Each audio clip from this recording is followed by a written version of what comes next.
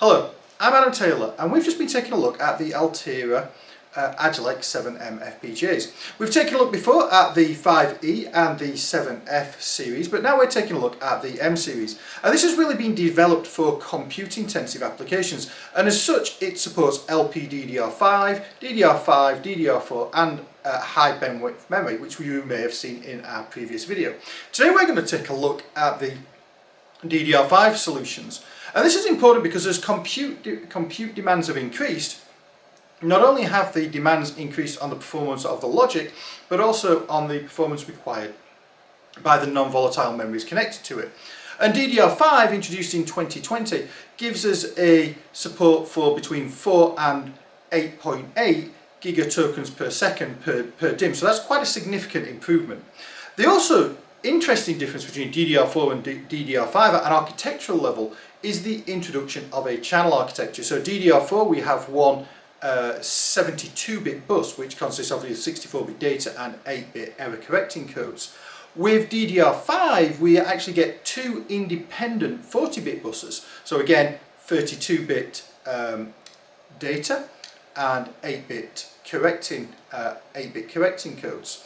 And this gives us a performance increase that results, and it's quite significant, from not only an increased bandwidth but also increased efficiency, because we've got these two channels which allow us to operate much more efficiently. So in the design example that we've been looking at on the Agilex 7M, we've been looking at a DDR5 example which is implemented in the hardware. You can see the full details of it in the blog that's linked below. But the 7M, it's designed to work and support DDR5 and LPDDR5 at up to 5.6 gigatokens per second, which gives us 22.4 gigabits per second of data transfer, and for DDR4 it supports up to 3.2 gigatokens per second. Now when it comes to working with the DDR5 or LPDDR5 or DDR4, we connect to that using the external memory interface, and internally within the FPGA we can connect using either the network on chip or just connecting directly via user logic.